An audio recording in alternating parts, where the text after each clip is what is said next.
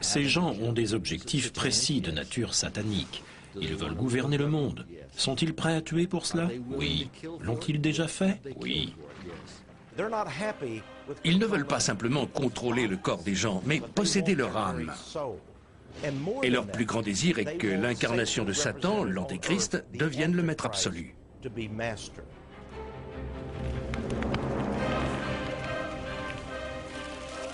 Le dernier livre de la Bible, l'Apocalypse, annonce la venue sur terre de l'Antéchrist.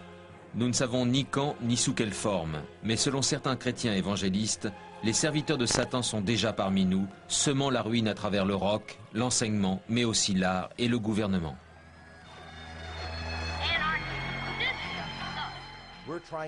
Nous voulons prévenir le monde entier qu'il existe un groupe de gens corrompus, débauchés, dépravés, dont le but est de placer le royaume où nous vivions en paix sous l'hégémonie de leur maître infernal, Lucifer. Ils croient en Lucifer. Ils aspirent à une société satanique. Ça ne fait pas de doute. Dans la Bible, il est dit que les derniers jours, 10 souverains dirigeront le monde et qu'ils seront soumis à un seul esprit. Ces 10 hommes œuvreront avec acharnement au service de l'Antéchrist. Curieusement, cette théorie du complot sataniste est particulièrement méprisée par une communauté, celle de l'Église sataniste. Le monde n'est pas dirigé par des hommes qui préparent la venue de l'Antéchrist. Les puissants de ce monde sont de facto satanistes car ils sont capables de déchiffrer comment le pouvoir et l'être humain fonctionnent. Ils n'agissent pas pour la venue d'un antéchrist imaginaire, mais dans leur propre intérêt, et c'est le cas depuis la nuit des temps.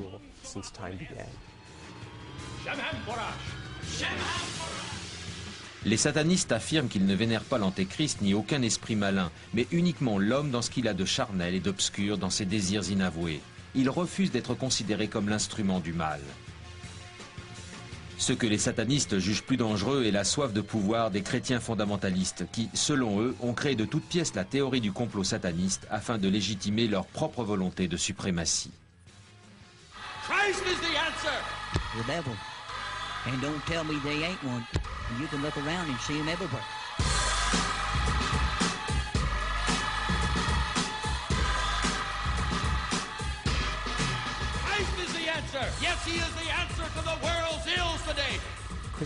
La chrétienté était liée autrefois au pouvoir. Elle était en droit de tuer les hérétiques.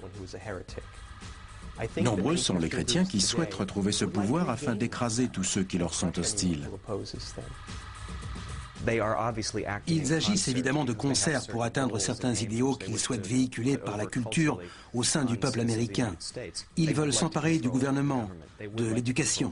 Ils ont pour but d'inculquer aux gens la conviction qu'ils doivent être soumis à un pouvoir religieux unique, en particulier à ceux qui rejettent cette idée même. La chrétienté n'est-elle pourtant pas symbole d'amour et de pardon ? Je ne crois pas qu'il y ait une conspiration de chrétiens dont le but serait de dominer le monde et de contraindre tous les hommes à se convertir. Il y a simplement des fidèles qui espèrent qu'au travers de la politique, ils pourront enseigner leurs préceptes plus facilement. Il s'agit plus d'un cri désespéré que d'un désir de suprématie.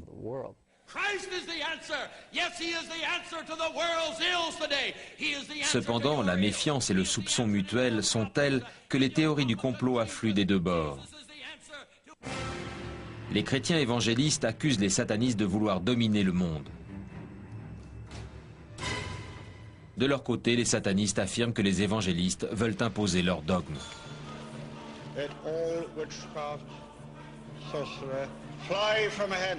Le combat qu'ils se livrent ressemble fort à de l'exorcisme, chacun cherchant à éliminer l'autre. En réalité, les deux groupes ont besoin l'un de l'autre pour survivre.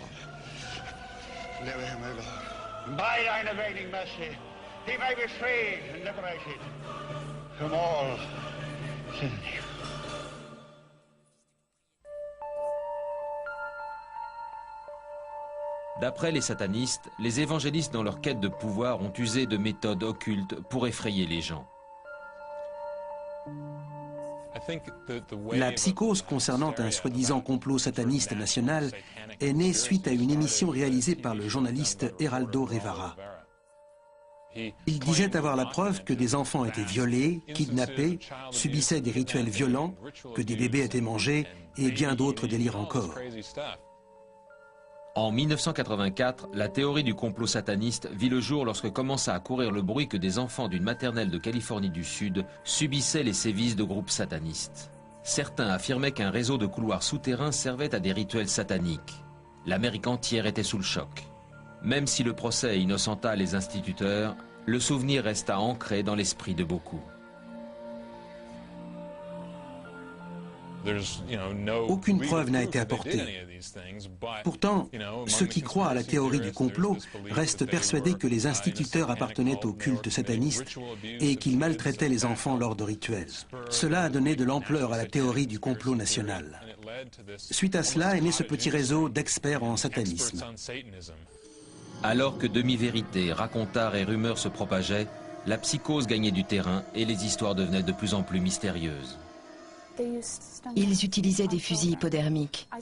Ils mettaient aux enfants des colliers à électrochoc. S'ils désobéissaient, ils prenaient une décharge. Enfant, j'ai fait une randonnée nocturne. Je suis tombée en pleurs.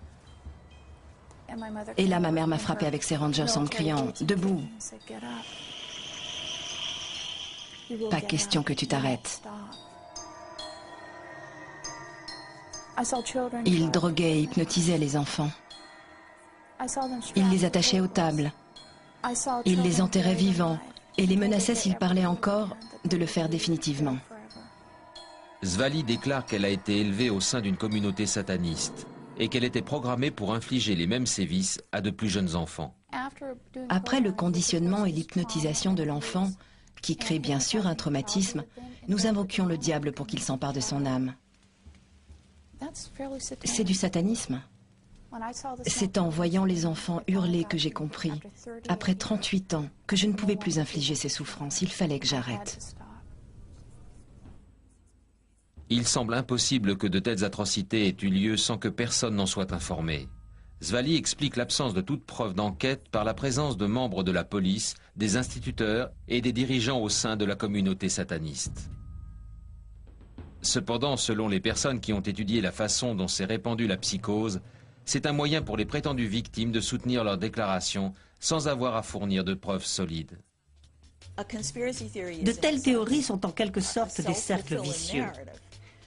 Dès qu'on en lance une, pour pouvoir justifier l'absence de preuves, il faut la nourrir.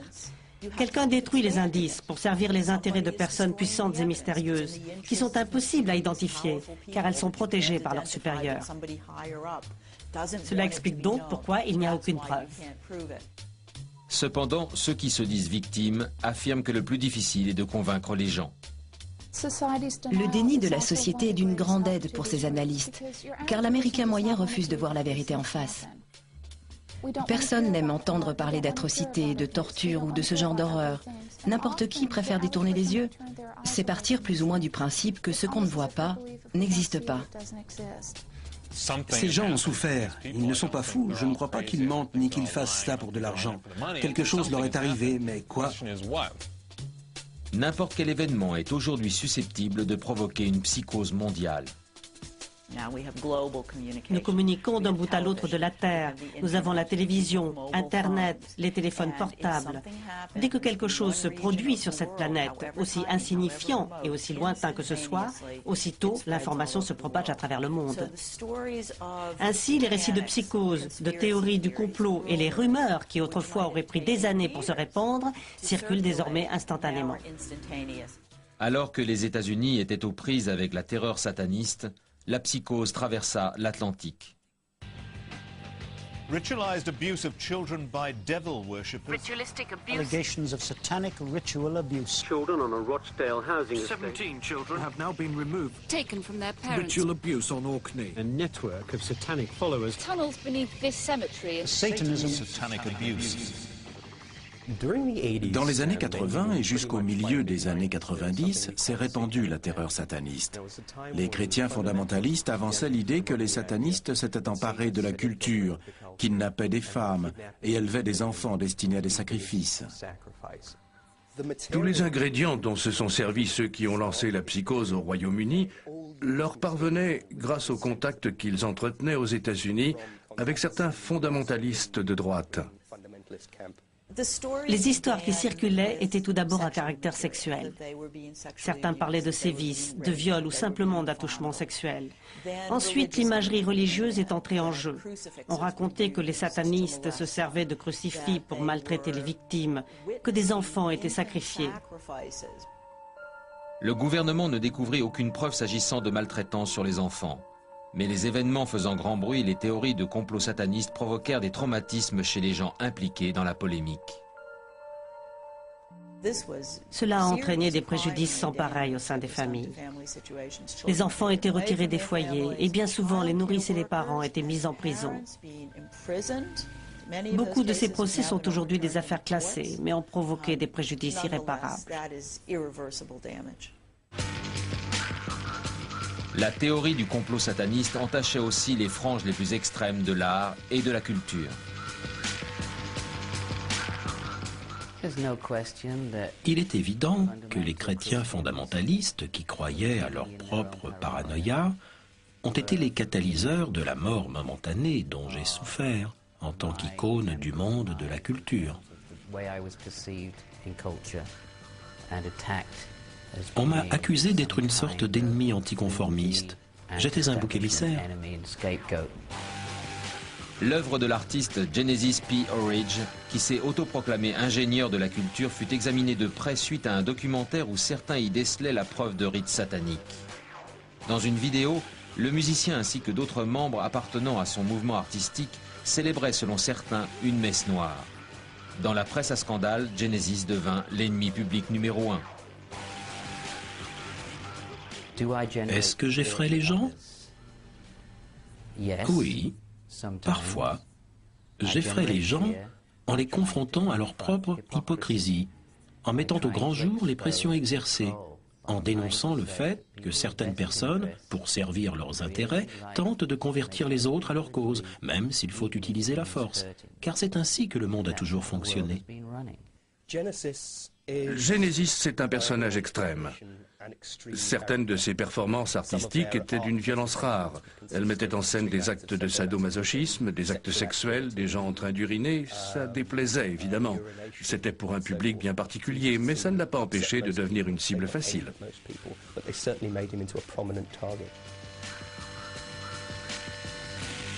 Son studio fut réquisitionné et ses vidéos retirées du marché. Écœuré par cette intervention, il s'exila avec sa famille aux États-Unis. I'm a fugitive in a sentence, and I'm a fugitive for my exploration of sex and senses. Genesis pense que les chrétiens fondamentalistes étaient au cœur de la terreur sataniste et ont mené campagne contre lui.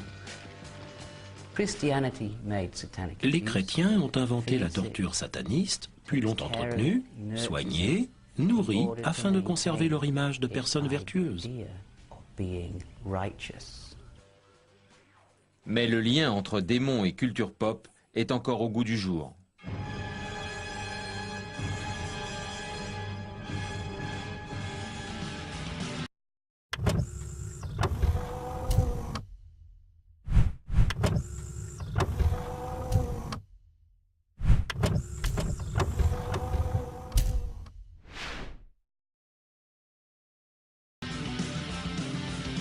Depuis longtemps considérée comme l'œuvre du diable, la musique rock fait frissonner d'effroi tout bon chrétien fondamentaliste qui se respecte. Ces derniers ont entrepris un combat contre sa prétendue influence satanique. The Parents Music Resource Center a été fondé aux États-Unis pour attirer l'attention sur ce qu'ils disent être les représentations et les paroles de Lucifer. Il tenait des conseils qui ressemblaient fortement à des conseils de guerre, où il planifiait une stratégie pour sauver les États-Unis de ce qu'ils pensaient être un complot. En croyant profondément lutter contre une conspiration, ils en ont eux-mêmes fomenté une de nature quasi militaire.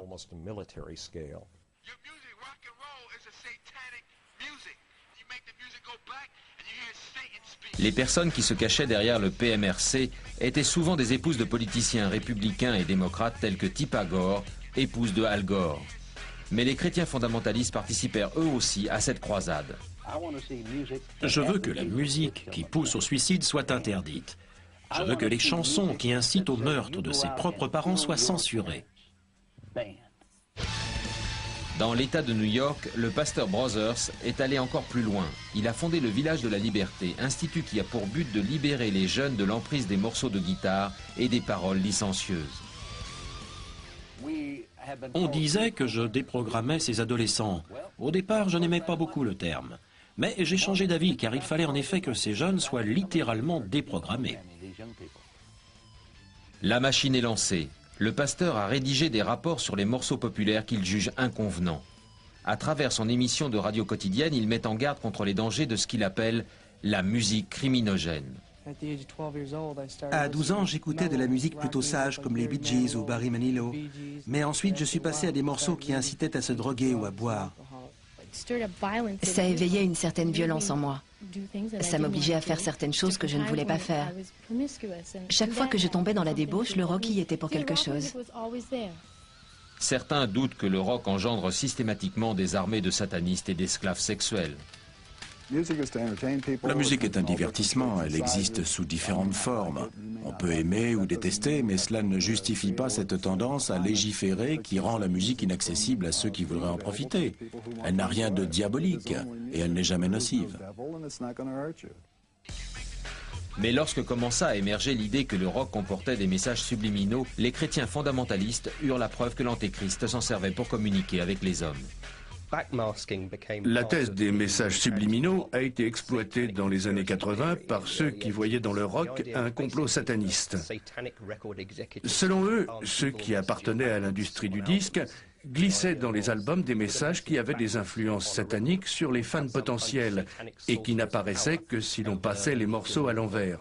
Ils déclaraient que cela incitait la jeunesse à fumer des drogues, à se rebeller contre leurs parents ou dans le pire des cas à devenir homosexuels. Ça a commencé à faire les gros titres lorsqu'un procès a été intenté contre le groupe de heavy metal britannique Judas Priest. Le groupe était accusé d'avoir glissé de manière subliminale les paroles « Vas-y, fais-le » dans leur album Stained Glass qui, selon l'accusation, avait incité James Vance, 20 ans, et Raymond Belknap, 18 ans, à se suicider ensemble à Reno, dans le Nevada, en 1985. This case is about mind control, the manipulation of the minds of consumers for the objective of making money. Raymond Belknap took this shotgun, placed it under his chin, and pulled the trigger.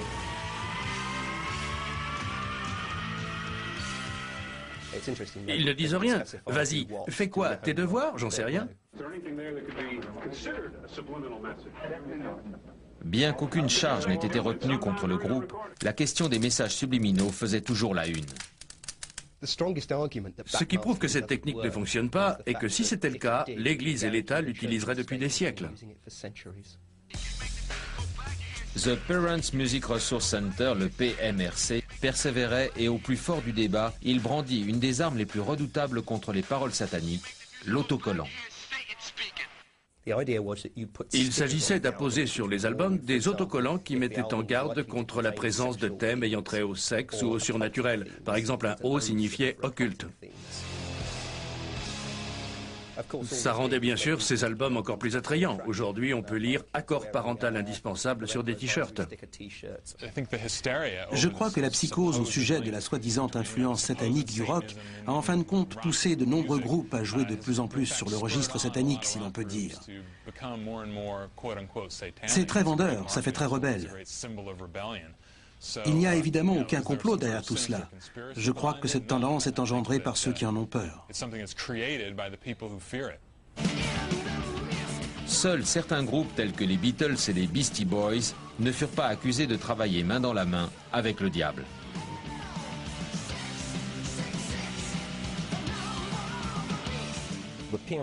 Le PMRC affirmait que ACDC signifiait Antichrist Devil's Children, soit les enfants de l'Antéchrist. Si vous aviez dit ça aux membres du groupe, ils auraient éclaté de rire. J'ai examiné les paroles et j'en ai conclu que seules des personnes vénérant profondément le diable étaient capables d'écrire ce genre de choses. Il déclarait que Kiss signifiait Knights in Service to Satan, les chevaliers de Satan. Et que serait le satanisme sans Ozzy? Ozzy n'est pas un sataniste, c'est un homme de scène. C'est ce que les gens ne comprennent pas. La rumeur la plus répandue veut qu'il ait mordu la tête d'une chauve-souris et en ait retiré des pouvoirs magiques, mais surtout qu'il souffrirait depuis d'accès de rage. Observez un peu leurs albums. Quelqu'un y a inséré ces symboles, ces images révoltantes. Quelqu'un leur a soufflé ces mots. La bête noire de tout bon parent américain, Marilyn Manson. C'était incroyable de voir tous ces chrétiens venus manifester au concert de Marilyn Manson. Ils étaient si angoissés. Voyons les choses en face, c'est une rockstar. Ces gens sont très malheureux, je crois.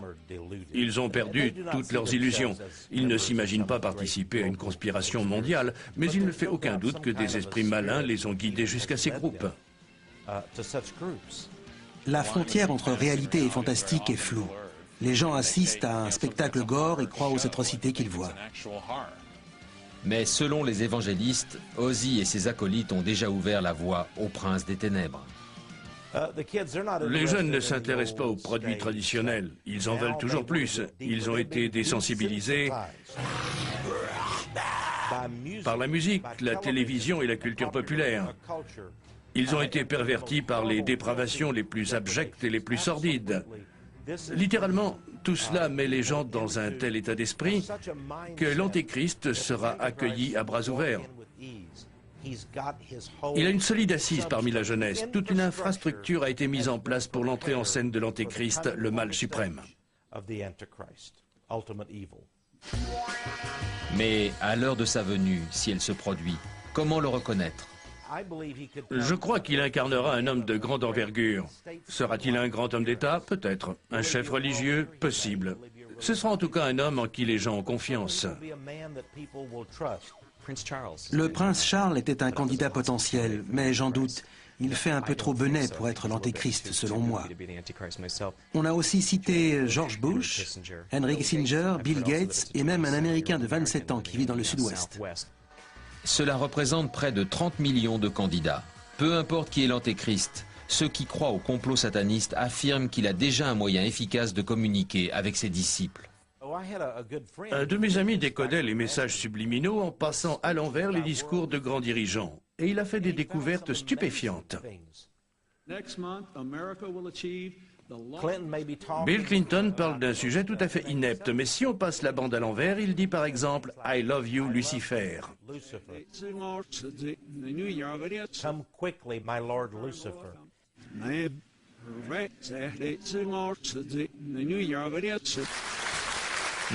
Pas très convaincant. Et je ne serais pas surpris que le Premier ministre Tony Blair fasse partie de tout cela. Il y aurait donc du vrai dans la campagne de diabolisation dont il a souffert. Mais même l'écrivain J.K. Rowling est accusé. Je suis persuadé que J.K. Rowling pratique les sciences occultes. Elle vient nous présenter sa sorcellerie. Elle essaie de faire de la magie blanche en quelque sorte, mais c'est pernicieux, c'est tout sauf une bonne chose. Hélas, toutes les bonnes choses ont une fin, y compris le monde. Et le retour de l'Antéchrist a sans cesse engendré des bataillons de prophètes toujours prêts à annoncer la venue imminente de l'Apocalypse. Je n'ose même pas imaginer le nombre de prophètes chrétiens que compte actuellement la société américaine. C'est très en vogue de prêcher contre la venue de l'Antéchrist et de mettre en garde contre la fin du monde qui approche à grands pas. Il existe depuis toujours des communautés qui, en se basant sur la Bible ou d'autres textes sacrés, croient que la fin du monde est proche ou qu'une société secrète quelconque veut provoquer la fin du monde et de la civilisation pour servir ses intérêts funestes. Il est clair que les visions apocalyptiques et les théories du complot sont intimement liées. Si le livre de l'Apocalypse dit vrai, la fin du monde sera un événement plutôt monumental. Viendront les 4 cavaliers de l'Apocalypse. Ils seront plus effrayants les uns que les autres. Le cavalier blanc est le plus terrifiant car il sème la mort.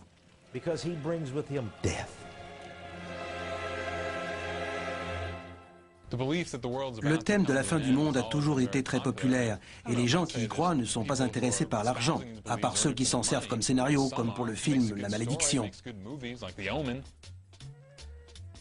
Mais peut-être que ce n'est pas tant la fin du monde qui est à craindre, mais plutôt les théories du complot qui suscitent la peur et la suspicion au sein de la société, ainsi que ceux qui les échafaudent pour justifier leur existence. Il y a toujours eu des périodes où des événements inexpliqués créaient une certaine angoisse au sein de la société. Et c'est là qu'ont été imaginées les théories du complot pour pouvoir expliquer les raisons de ces maux. Parfois, il est arrivé que ce genre de thèse soit dirigé contre certaines communautés. Les juifs, les noirs, les catholiques, les satanistes et même les chrétiens. C'est quelque chose qui peut devenir très dangereux. Peu importe qu'on remette en doute ou pas les théories du complot, une fois ancrées dans le système de pensée d'une personne ou dans l'histoire d'un culte, il y a toujours un moyen de les rationaliser. Il suffit d'en repousser les frontières. Bien loin de calmer les esprits, les évangélistes et les satanistes jettent sans cesse de l'huile sur le feu car ils y trouvent leur compte. Sans ennemis à combattre, il n'aurait plus de raison d'être.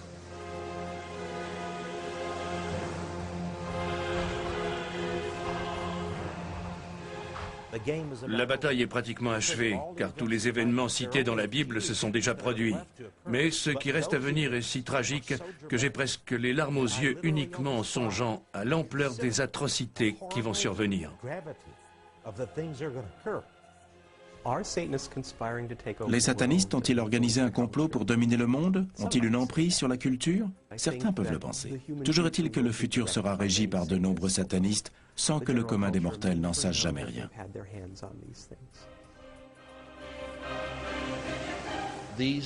Ces gens ont des objectifs précis de nature satanique. Ils sont à l'origine de guerres, c'est certain. Et leur but est d'amener la paix. Mais une paix synonyme de mort. En effet, chacun de nous sera forcé de céder tout ce qu'il possède à cet empire du mal, à cette oligarchie maléfique, à jamais.